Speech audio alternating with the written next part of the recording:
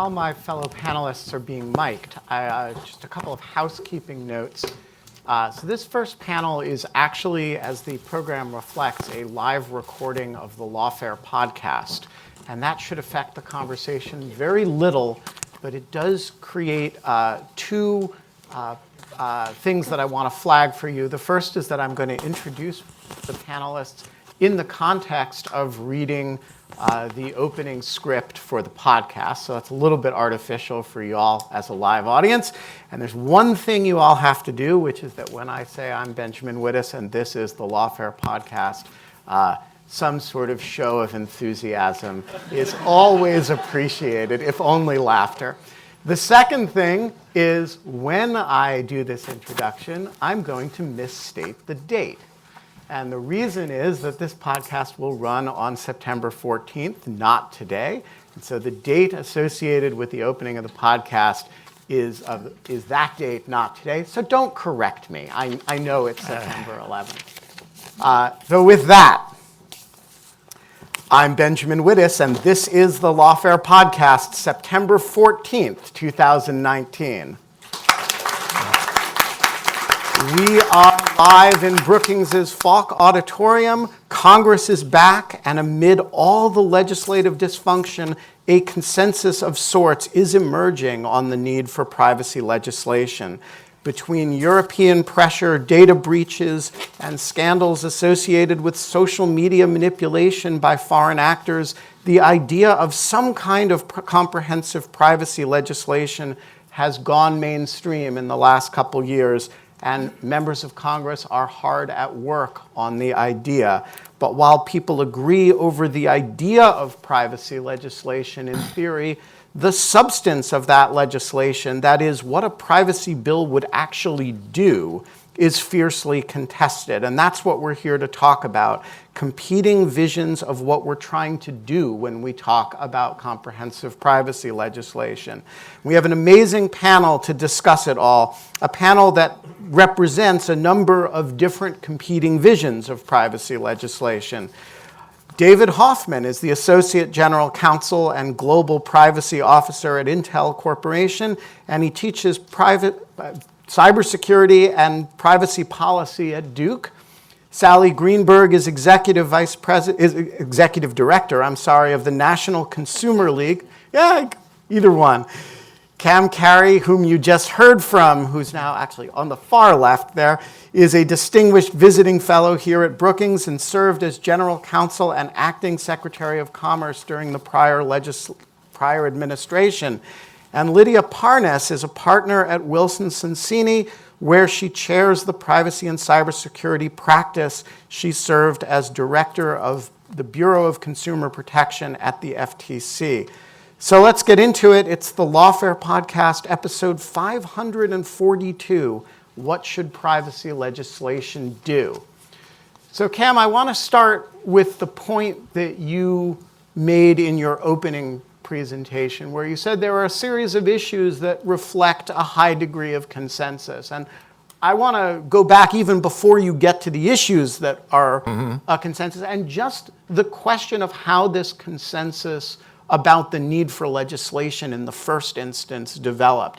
A few years ago, it was a pretty contested idea whether there should be a major piece of US general privacy legislation. Now people seem to agree on it.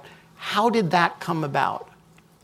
So I think there have been a combination of things, and you alluded to them a little bit at the opening statement, Ben.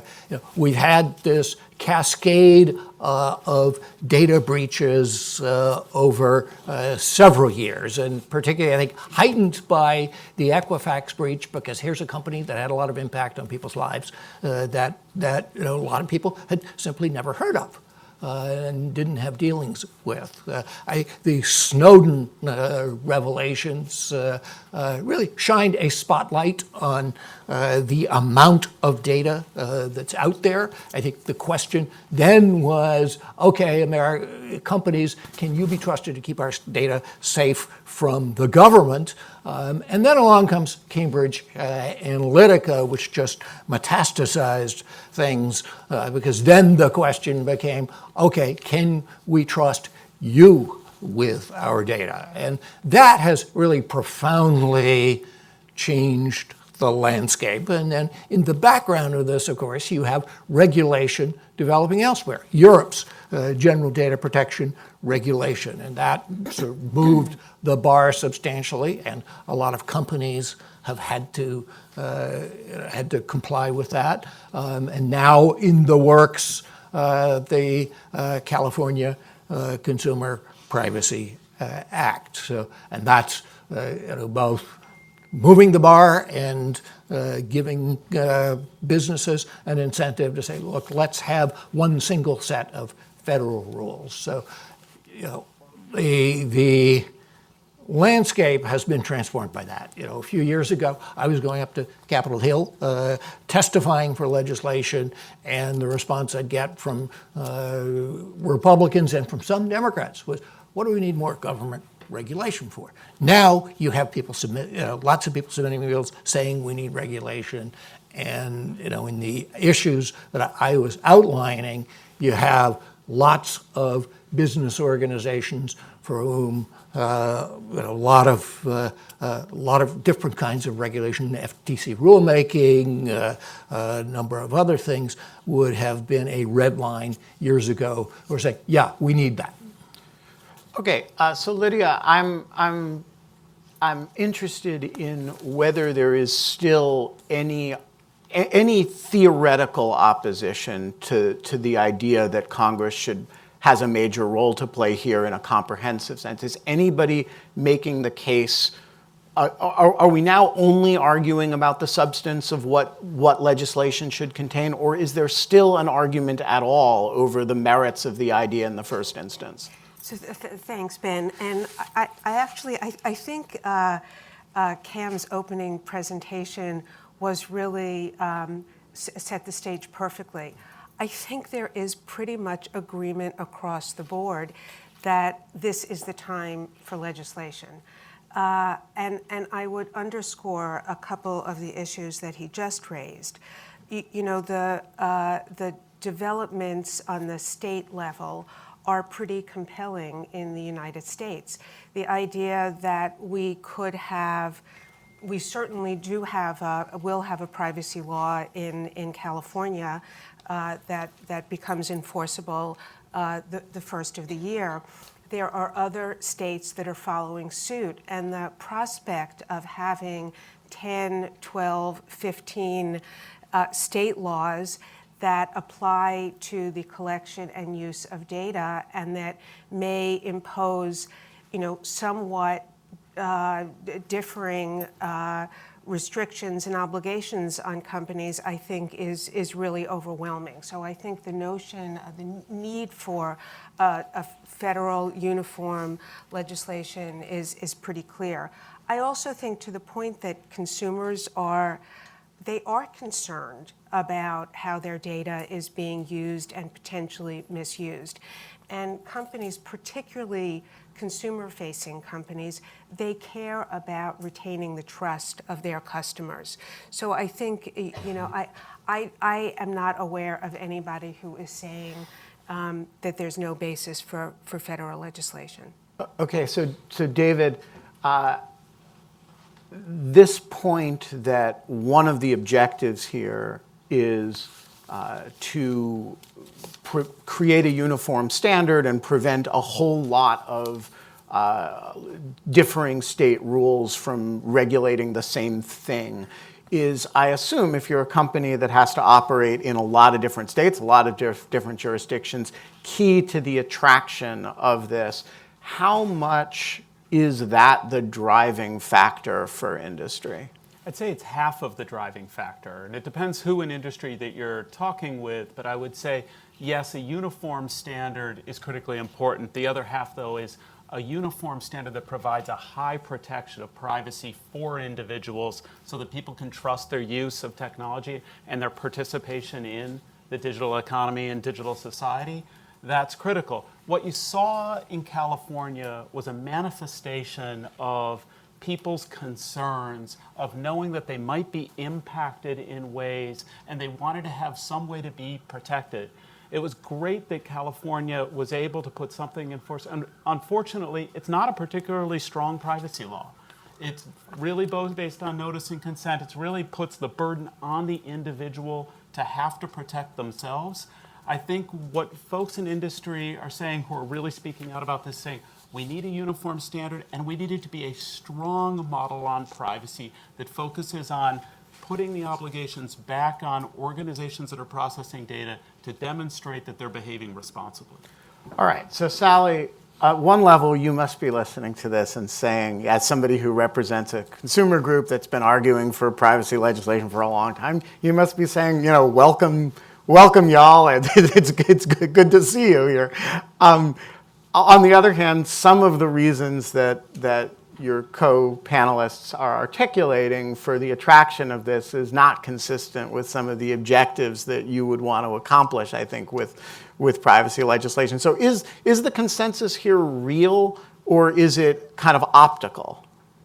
Well, I would say from a consumer perspective, there has been a drive for the reasons that Cam identified, all of the breaches and the slicing and dicing of information and consumers' growing anxiety about what's being done with their data is we need to put some guardrails around the protections that companies are giving individual consumers when they collect our data. And right now we really have almost nothing from a federal perspective. We do have these state bills. We have California. We've got other bills that are emerging in the states that I think are putting, and of course the European model, the GDPR, are putting pressure on the business community to say, we better get going on something, we better put something in place and get ahead of the growing storm.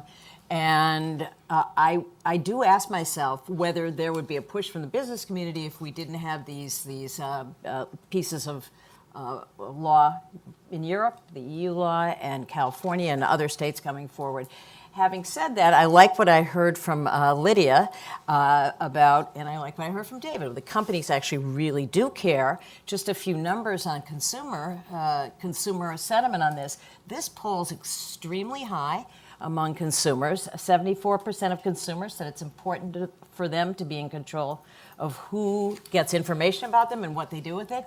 And this is a bipartisan issue. So those are some hopeful points moving forward. I will agree with Lydia, though. Cam laid things out very nicely. We have some areas of agreement, but we have some very tough areas like private right of action and preemption issues to wrestle with. All right, so let's wrestle with them, and let's keep going with you. If you were the person who gets to write the bill, and Congress tomorrow votes on the bill, give us a high-altitude sketch of what a piece of privacy legislation that you would like Congress to pass looks like. Well, we do have a letter that's circulated among 34 consumer organizations in November of last year, which highlighted all the principles that privacy and consumer organizations feel are important. Privacy protections must be strong and meaningful and comprehensive. Data practices should protect civil rights, prevent unfair, unlawful discrimination, advance equal opportunity. Governments at all levels, so you have to have the Federal Trade Commission involved, you have to have state attorneys general involved, you have to preserve private rights of action for violations of whatever law is in place, and there have to be banning of certain kinds of clauses that we see that are ubiquitous in consumer contracts, like forced arbitration. The consumers are in take it or leave it contracts. You're forced to sign away your rights. We don't want consumers to have to sign away their rights to have privacy protections. So those are two of a list of some of the items that we think are critical in any privacy legislation. And I can flesh out some of these issues, but California, as David said, is a notice and consent.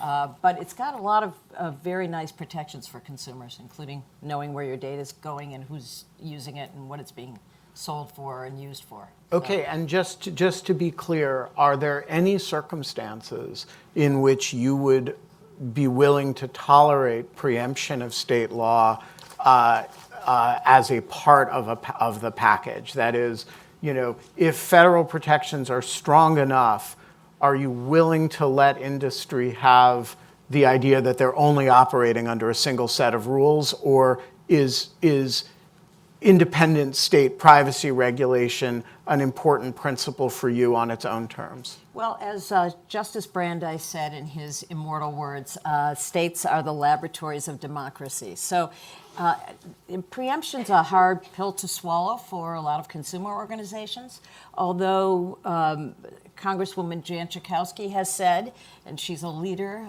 certainly in the House Commerce Committee, she has said if we get a very strong bill, we could imagine a world in which preemption would be acceptable. But that has a lot of devil in the details, so we can grapple with that as well.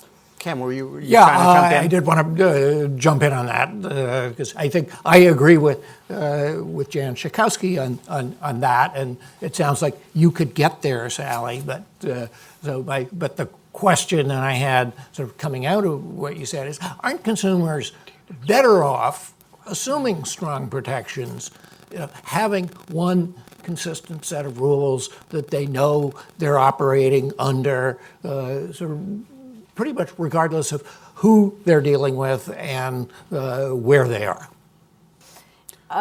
Well, again, it depends on the level of protections, the Okay. strength of protections. Whether we've got the Federal Trade Commission's enhanced powers, enhanced funding. Whether state AGs can still act on behalf of their constituents. Whether we preserve a private right of action. Those are really important principles to most consumer organizations. But I agree with you. I understand the anxiety in the business community of having to comply with 50 different regimes. So let's look at what's most protective for consumers, individual consumers, and let's start there and work our way through some of these difficult issues. All right, so David, how much of what you just heard is like, well, I can work with that, and how much of it is like, that's not what I mean when I talk about privacy legislation? Almost all of what you mentioned are things that we can work with, and I think did work with. One thing we did at Intel, because we wanted to move beyond just frameworks and principles, we actually drafted a bill with the help of a bunch of people who are here in the room. I see Pam Dixon and Tim Sparapani and Dan Caprio's here. A bunch of people provided us input, and we think we captured most of those protections, or all of the protections. I will say the one thing that's not in the bill is a private right of action, and I will say I couldn't figure out how to draft it appropriately, and would be open to the conversation. David. I'd love to talk about that. I think it's very difficult to do that in a way, because one of the goals of this has to be that we want the use of data has the potential to help us solve some of the most important problems that we have in society.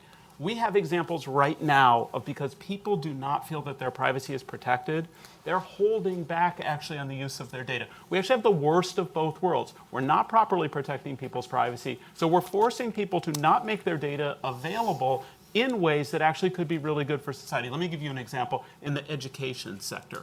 A lot of parents are holding back on having some of their children's performance in school being used and being able to be accessible, which could be used to personalize learning experiences, because they are appropriately concerned about what the protections are going to be there for the student.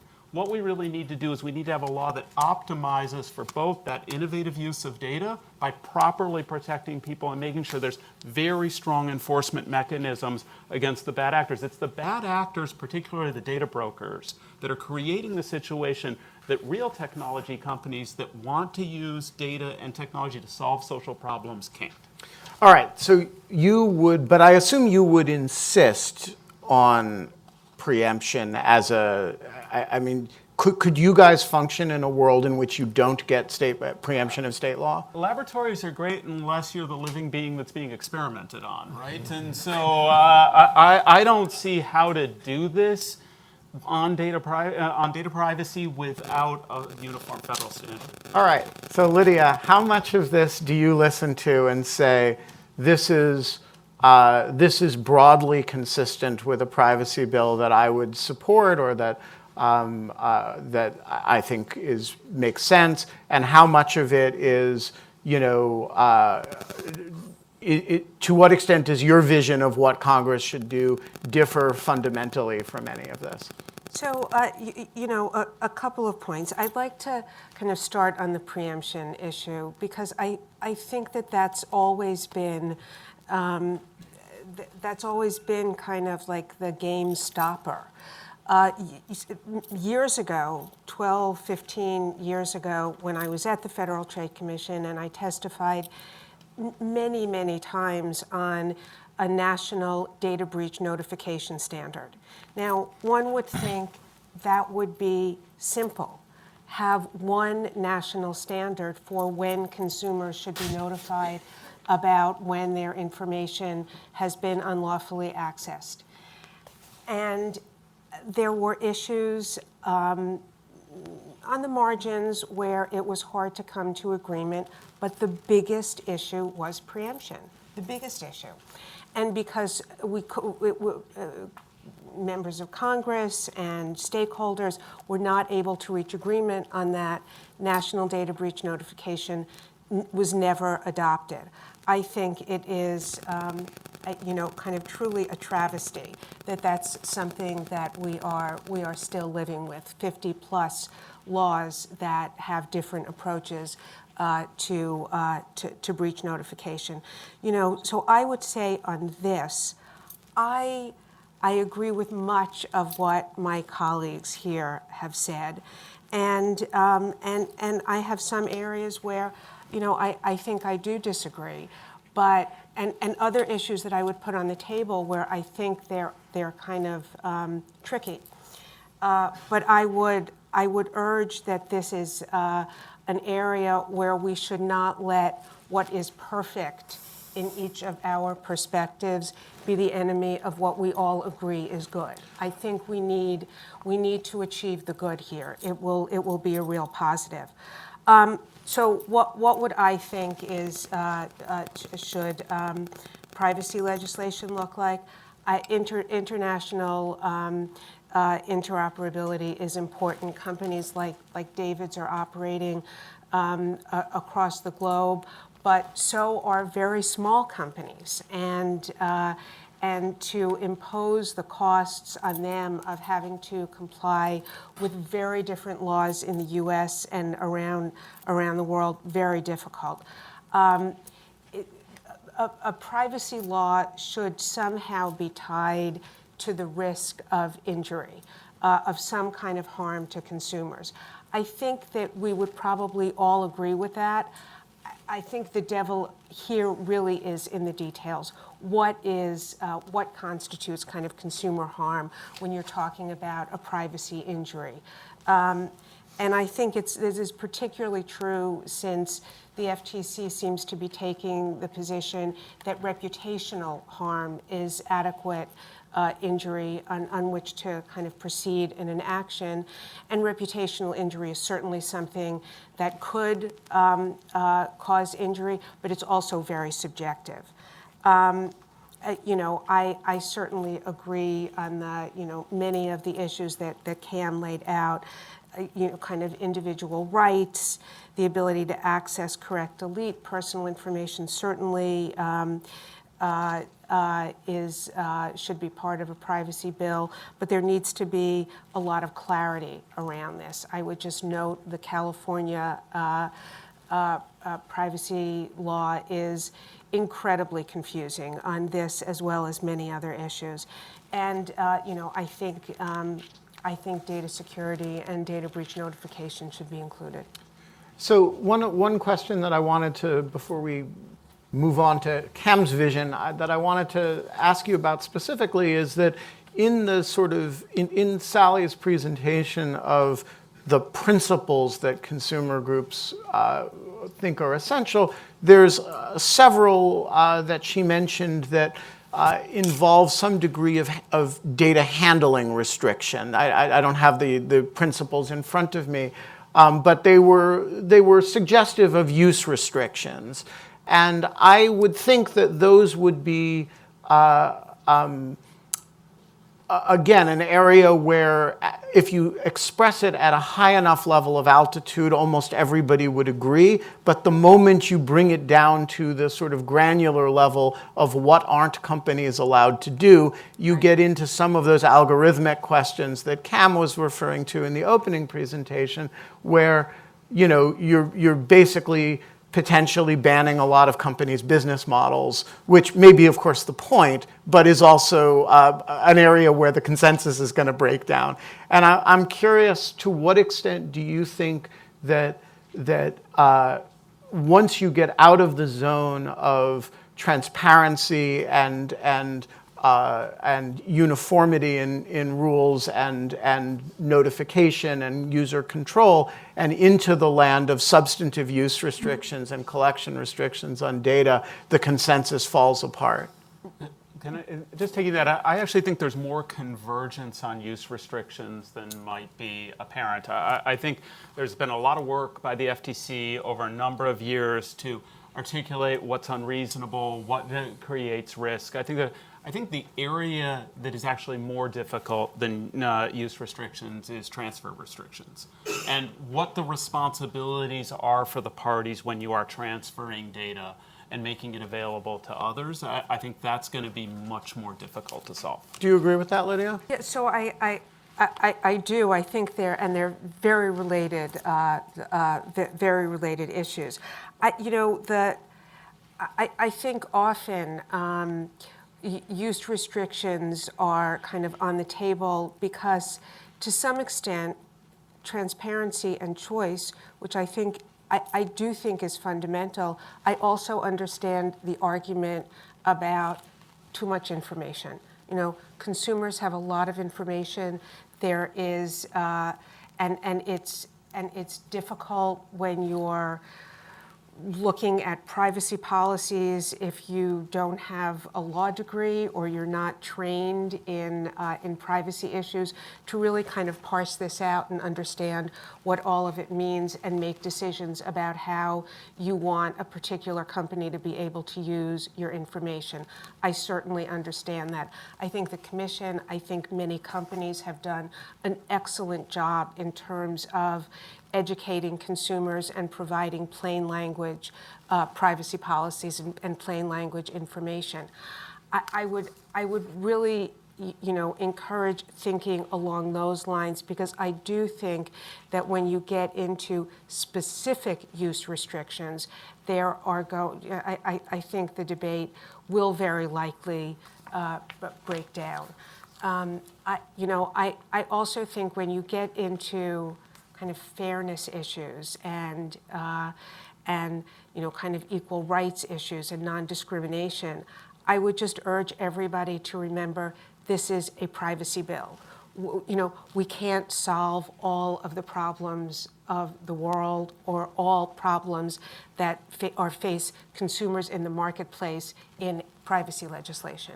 And I think we need to kind of remember that. Okay, so that's a really interesting point, because for a lot of people, the privacy debate merges with a series of other debates like non-discrimination debates, and I'm curious, Cam, how severable are they really? And do you risk entering into a situation here where, if you follow Lydia's advice and you say, hey, this is a privacy bill, it's not a bill about what real estate companies are allowed to do in terms of selling people houses or et cetera, you end up fracturing the coalition because people are actually interested in this legislation and this type of legislation for very different reasons. Is it possible to think about this in a narrow context? I think it's possible. I think there certainly are challenges, but I do agree with Lydia's notion that we cannot, in privacy legislation, solve all the problems of of our society. But we can ensure that data use does not contribute to those problems, and I think that's a way to focus, I think, on some solutions. So that and my sort of overall vision is that we should have strong limits and clearly articulated boundaries on collection, on use, and on sharing. And I think to some extent that can affect the discrimination equation, because I think some of those limits on sharing have to do with respecting the interests of the individuals that the data is about. And I think that includes not using that data in ways that are discriminatory. So I think through some accountability provisions, so in sensitive uses of algorithms, doing risk assessments in advance to determine what is the risk that we will engage in some form of non-permitted, prohibited discrimination here. And then monitoring the outcomes to make sure that that happens. But I think it's also important to this discussion how we talk about discrimination. Discrimination in some respects is what data is about, right?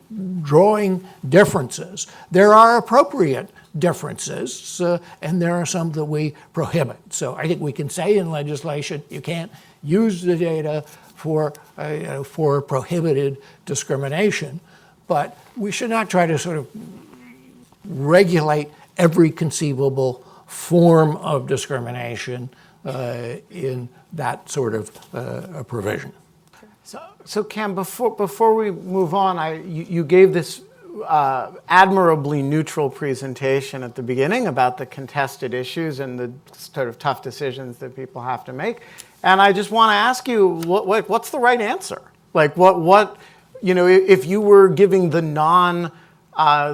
non-table setting version of that and say, here's what Congress should do on each of these major contested issues, what does the privacy legislation, according to Cam Carey, look like? Yeah, well, I think I alluded to that a little bit. It is strong. It is focusing on how data is handled. I think David Hoffman hit the key issue is that we need to move from a model of regulation that's been putting the burden on individuals to manage their own privacy, and put the burden on the companies that have the superior knowledge, that are gathering the data, that have tens of thousands of engineers figuring out what you can do with that data.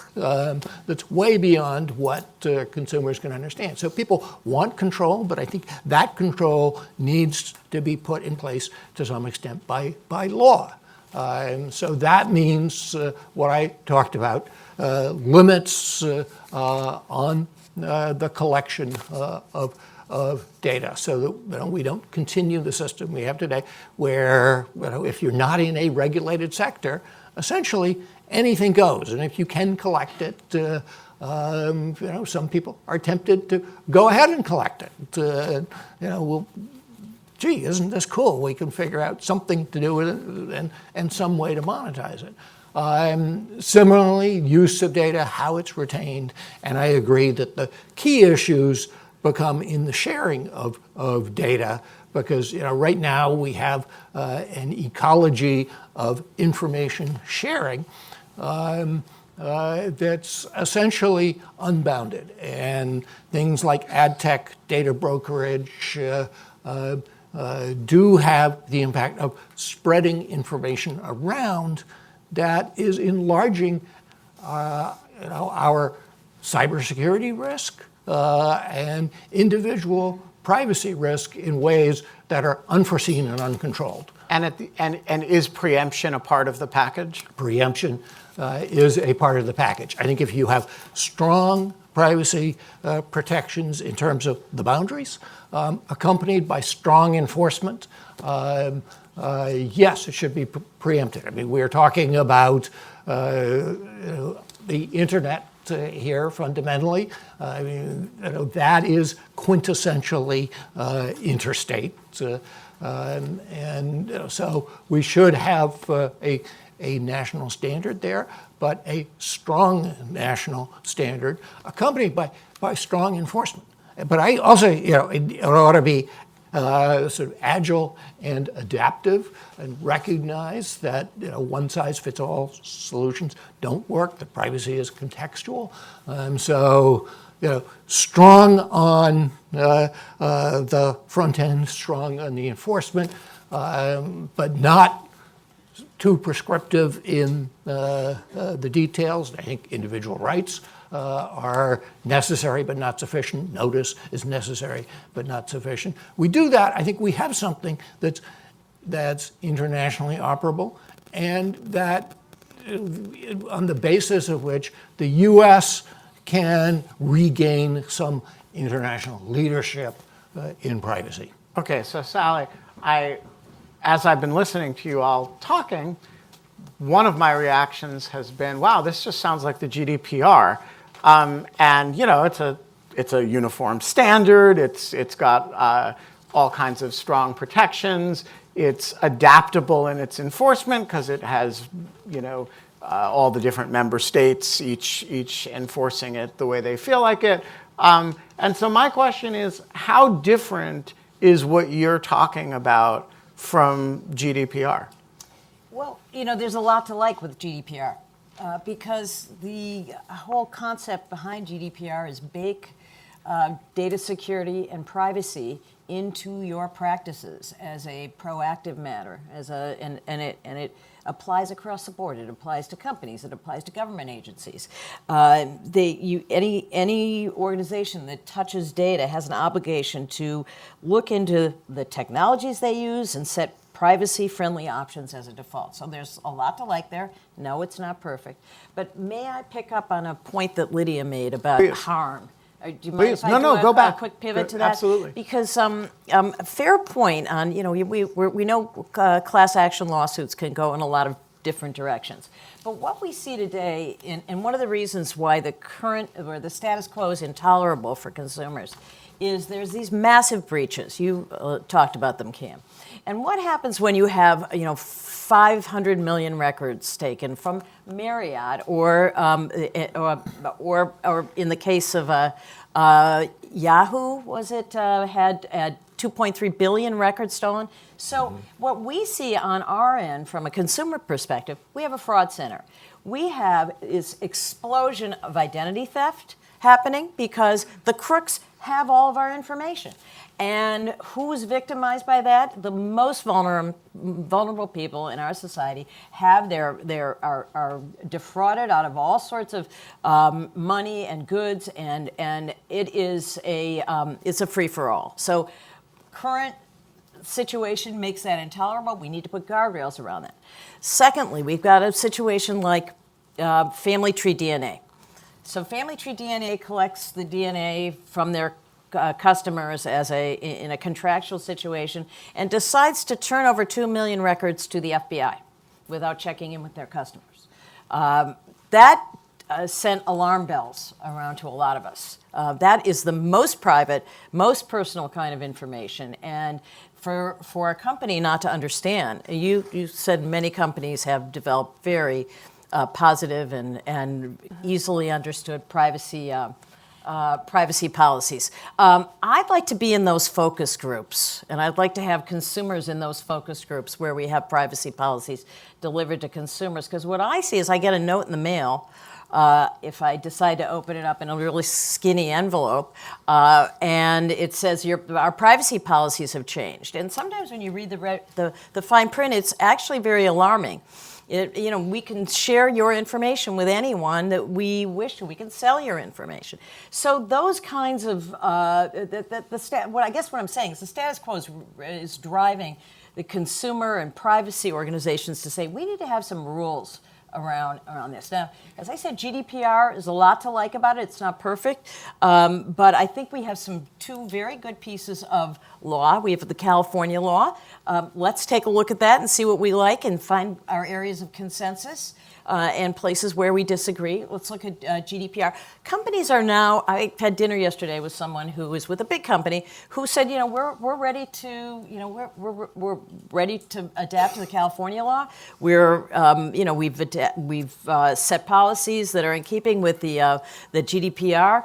I know companies are very concerned. Did folks see the letter from the 51 CEOs yesterday to members of Congress? We need one preemptive national privacy policy standard. So that's I get that, and I think there's many more areas of agreement here than I thought going in. But we've got a lot of good material to work with. Okay, so Lydia, I want to turn that same question to you. How does this consensus reflected here look different from GDPR? And if it's really the same or substantially similar, why, it's not like the European Commission didn't deal with the devils in the details, right? And so somebody's actually thought through all this stuff. So at the end of the day, are we really just replicating the process that the European Commission went through, or are we going to come out with a substantially different, set of privacy policies than the European Union has? It's a great question. I think that when you get into kind of the weeds on the GDPR, it's different. I think one issue that just kind of jumps out at me, the GDPR in particular is very kind of document driven. You have to, and David's shaking his head yes, and I'm sure he can speak to that. But it requires companies to have documented the kind of maps of of their data flows, and document all of their policies and practices. Now, that might be good corporate governance. For some of it, it certainly makes sense to have kind of policies and procedures in place. But a law that's so heavily focused on having all of this documentation written, it is incredibly time-consuming to do this, incredibly resource-intensive. Data mapping, in particular, can take months and months for larger companies to actually complete this effort. And I would say, good thing to do. Great to kind of understand how your data is moving around. Maybe more important to think about, as Cam was saying, and Sally, the actual uses. And I think that's where our debate in the U.S. is really focused. Not so much on kind of having all of the back end support for what you're doing drafted in every company, but really thinking about kind of the harder issues about the guardrails and how information should be used and whether it should be shared and the extent to which it should be. So I think there will be differences in the U.S. in terms of the debate. All right, so I want to ask David a completely unfair question, which is, if I were a cynical person, I'm not, but was that the question? I might look at your advocacy on behalf of privacy legislation and say, okay, that makes a lot of sense for Intel because Intel actually has very little skin in the data game. That you guys are fundamentally a chip maker, and and so what comprehensive, strong privacy regulation actually is regulate our competitors, and we get all the regulatory certainty, the single rule, but we actually don't do that much use with data. And so my question is the premise there completely wrong, and you guys actually have an extensive data collection and use system? Like what is Intel's dog in this fight? Look, privacy is good for Intel's business. Why? Because the more people use technology in innovative ways, the more people are comfortable with their data being processed. New businesses start to feed that demand across education, healthcare, transportation, energy, and the environment. That ends up driving demand for our products when people have trust and confidence in the use of technology. The situation that we have been right now is unacceptable for our society. We have a situation right now, if you are a victim of domestic violence, your attacker for less than $10 can find out your new name and your new address that you're trying to hide from your attacker. If you are a federal judge, people that you convicted of drug crimes, their associates can find out the names and the schools where your kids go. There are data brokers out there who have compiled lists of rape victims. This is unacceptable in our society, and it's reasonable that people in California had the reaction that they had to create a law. We need a federal law. We can't let, as Lydia said, we can't let the perfect be the enemy of the good. We know that we have these unacceptable situations, and we know people are holding back from providing the kind of data that could help solve some of our large social problems. That, yes, that would be good for Intel. We think it's going to be good for everybody. All right, before we go to audience questions, and while I'm doing this question, I'm going to raise your hand, flag me, and I'll have a microphone come around for you for audience questions. But Cam, with all of this as backdrop, give us a sense of the current legislative landscape, right? What is, who are the major players, and when should we expect legislative drafts to arise in both houses, and when should we expect committees to move them? So I wish I knew the answer to the last part of that question, is the when part. The key actors, Ben, are the Commerce committees in both houses. The Senate Commerce Committee in particular has had a group of senior leaders, the chair and ranking member, and some subcommittee leaders who've been at this for a while in a working group. They are drafting and trying to work on a bipartisan agreement. And the same process has been going on, the leadership in the House Energy and Commerce Committee.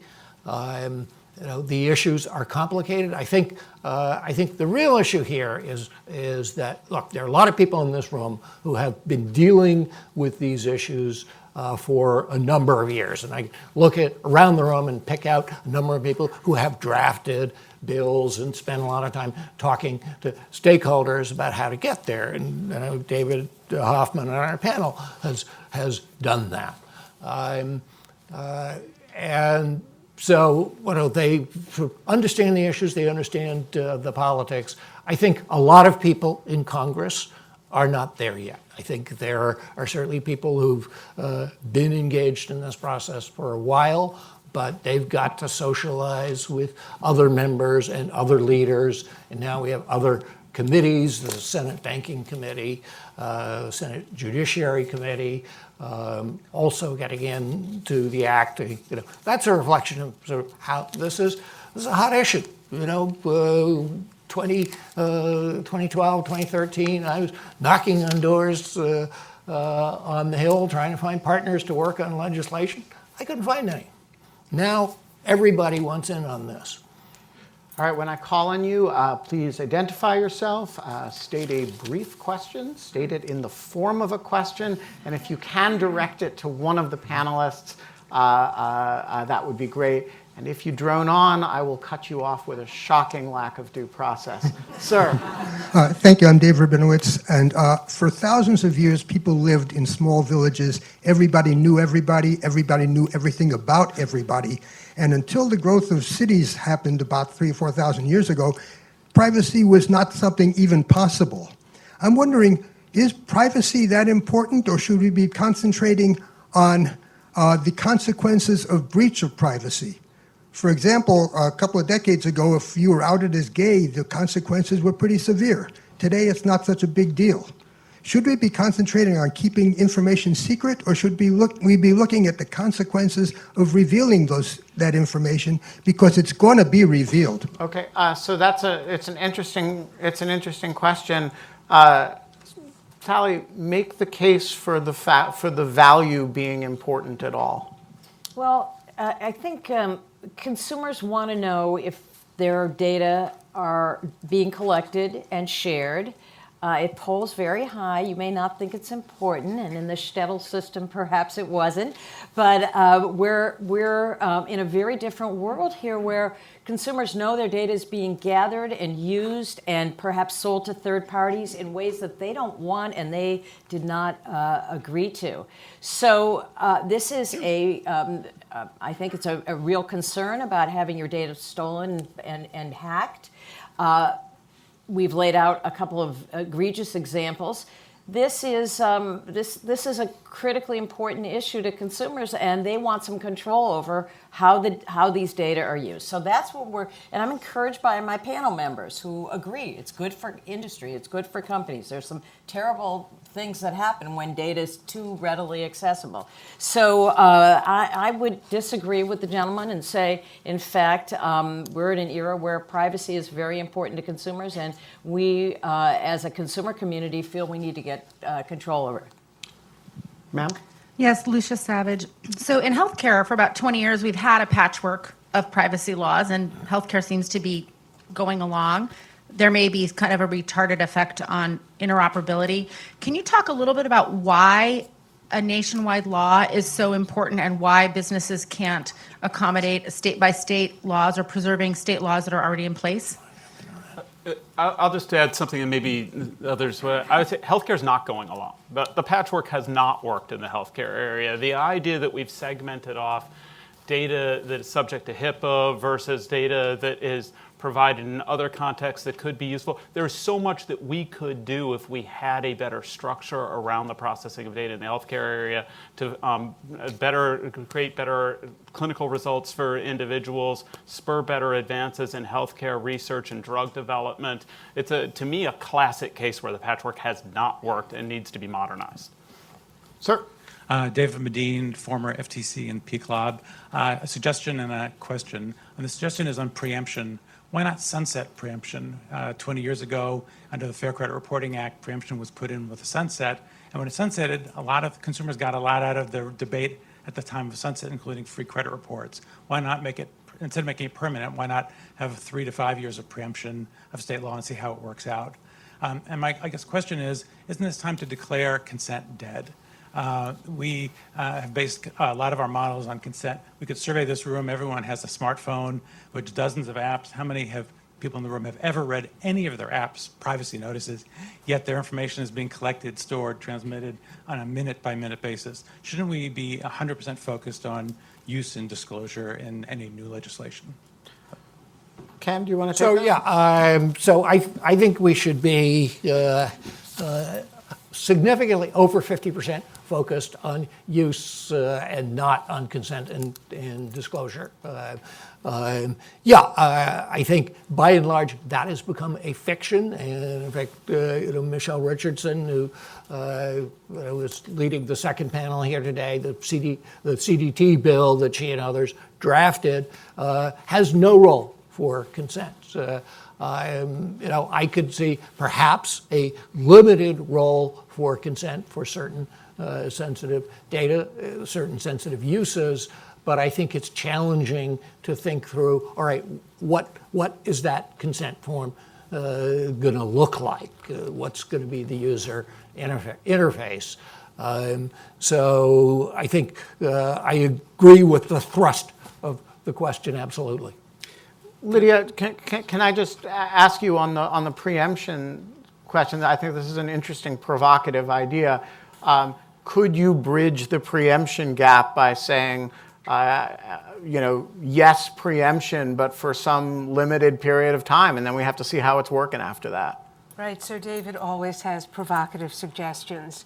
I think it's interesting I also think it's challenging because I think that if we're able to, look, if we're not able to reach any agreement on preemption, I kind of think moving, that may be a way to kind of break through a logjam on this.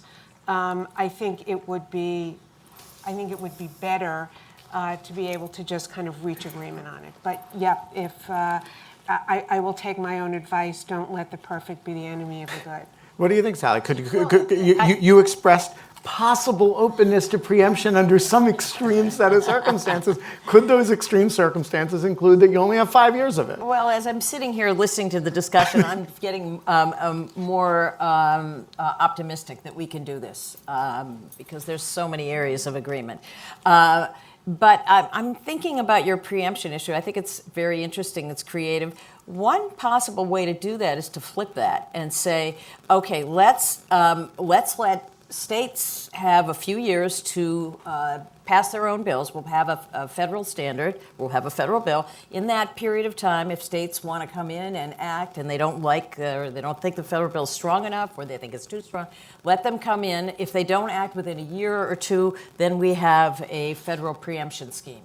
So I think all of these ideas are very worth discussing, debating, and thinking about. And if that breaks a logjam for us, either flipping it or in the way that David described it, preemption for 5 years, I think we need creative ideas on the table to move this forward. David, you had a quick point on consent. Just really quick, David, I direct you to what we did on consent with Intel's bill. It's posted at usprivacybill.intel.com. There's a lot of commentary from experts there. And what we did is we still didn't recognize, like I love with my iPhone when it asks me to consent for sharing of location data or something. We want to encourage companies to find innovative ways like that to actually make it so that individuals can consent while we recognize in the great bulk of situations they're not going to. So 100% no, but let's figure out incentives to have it happen. We have time for one more question, Well, I think I'm and it going is to yours. piggyback on that. I am a little skeptical too when corporations ask Congress to provide some oversight and write a bill regulating their activities. That seems a little questionable to me. I would question the intent, particularly when we are hearing conversations about the idea of consent being dead, which gives the impression that corporations believe that they should have more control over a person's information than they do. And in the introduction, we heard that parents were not sharing data that might be helpful in educational context because they were concerned about that information being shared. And so when you see that consumers, parents, are withholding information because they are concerned about how it's going to be used, how it's going to be shared, to me that's an argument that you should have more instances where people are allowed to consent, when people are given notice about how you intend to use and disseminate their information. And so I think that it is corporate sponsored when we say that consent is dead and people don't care about the information that apps are collecting on their phones. All right, so I will defend David Medine against the charge of corporate sponsorship. However, I think you raise a very interesting point, which is like, how do you get over? You have a sort of grand coalition that includes a big chunk of industry that's thinking about this. How do you get over the skepticism? I'll direct this to you, Sally. How do you get over the skepticism that industry is coming in and sort of co-opting the idea of privacy legislation in order to basically create a cool, good working climate for industry? Yeah, and I share that skepticism. So that's why you need voices like consumer organizations saying, "Hey, wait a second. We agree with you on that we have to have guardrails and regulations and how these data are used, and consumers need to have the ability to know where their data is going. And if you're willing to give consumers that information, then we've moved down the road. They need to be able to delete their data." They need to know who it's being sold to and to say, no, I don't want my data sold. And a greater sense of control, not checking off, I waive my right to control my data, which industry is very famous for putting all of those kinds of waivers in our agreements. Forced arbitration, I want to have a remedy if you violated the rules that you set out for yourself and the rules that we have in these laws. If you violate them, I have a right to take you to join with others to go to take you to court for class action, not be shoved into an arbitration setting that you guys control. So industry's going to have to go the extra mile to convince us that this is something that you think is both good for you, is good for your customers, and that gives consumers the kind of control they want, at the same time giving you a uniform landscape for what the rules and regulations are, and not a patchwork of 50 different states. We are going to leave it there. Please join me in thanking our panel. Thanks for watching. Be sure to like and subscribe for more videos from Brookings.